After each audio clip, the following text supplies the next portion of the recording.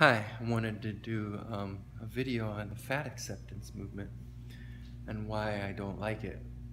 I feel like most of the videos I've seen talking about why they don't like this movement have been a little bit harsh and a little bit cruel.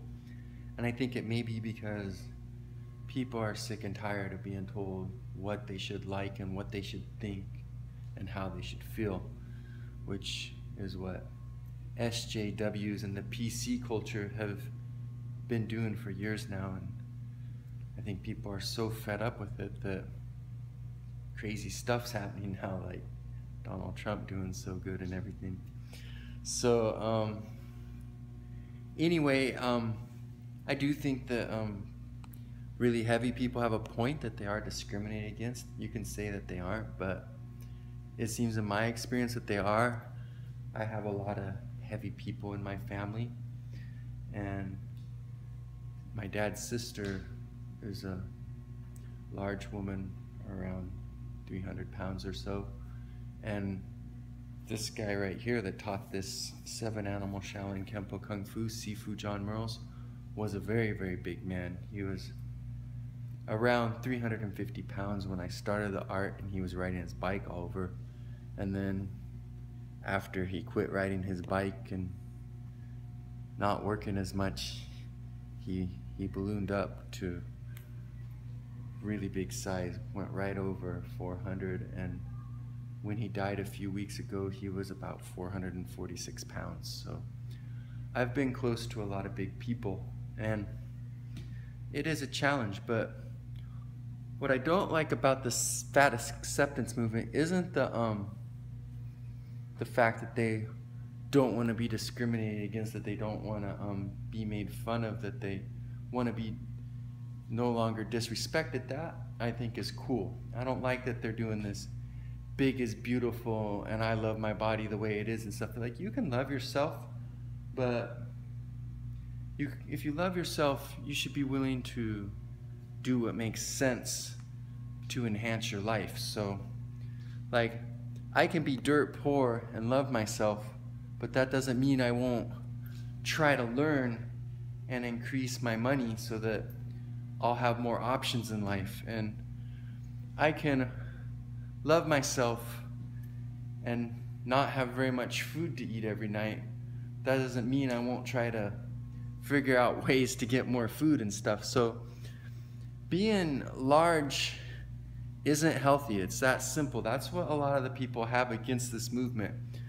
We have an obesity epidemic here in this country, and some of that might be exaggerated because they go off of body mass index, which is, once again, just looking at the number of the scale. The only difference is they take your height into the equation, but it doesn't mean anything. Like, Dwayne "The Rock" Johnson's obese, but yeah, right, he's really obese. He's obviously in good shape, so BMI doesn't say it all. But you can look with your eyes and see that even if they exaggerate it by using the BMI, there's still obviously an obesity epidemic in this country.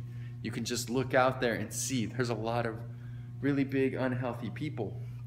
And just as a reminder to those of you living in La La Land thinking that it's a 100% aesthetic issue, here's things that being obese increases the risk of: type 2 diabetes, high blood pressure, heart disease, stroke, cancer, sleep apnea, osteoarthritis, fatty liver disease, and kidney disease.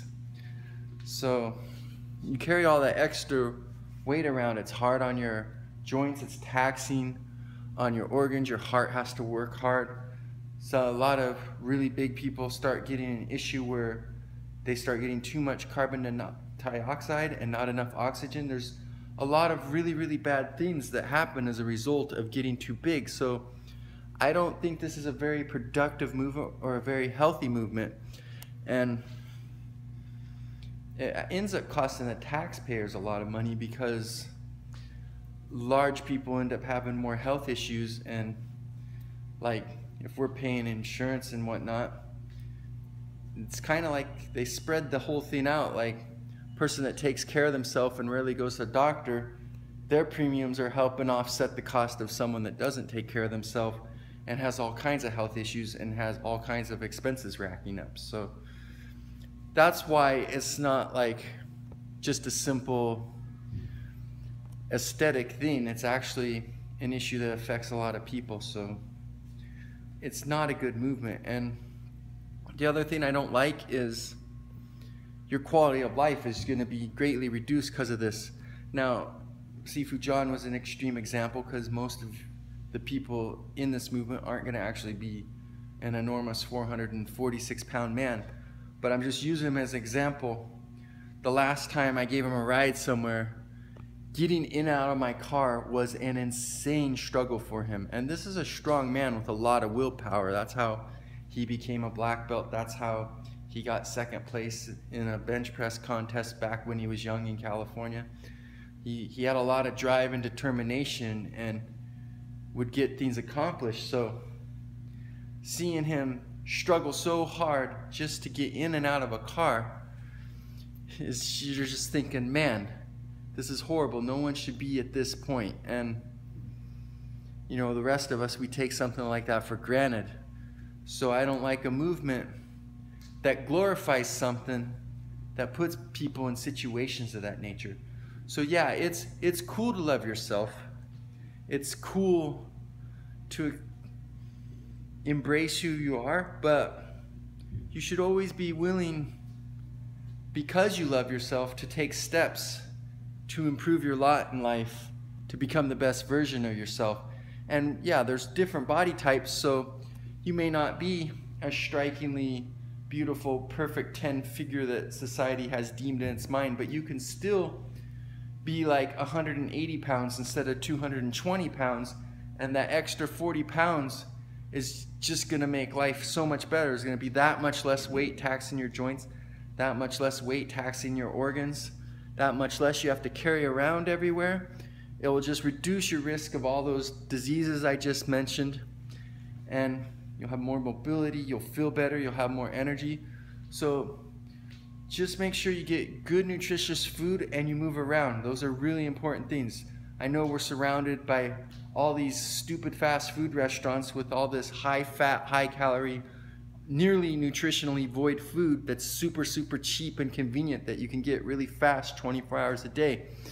But you got to take the steps, however you have to do it, to get stuff in you that's actually good, that actually gives your body what it needs. And you got to move around. Like, gets the blood flowing, it gets the lymph system pumping.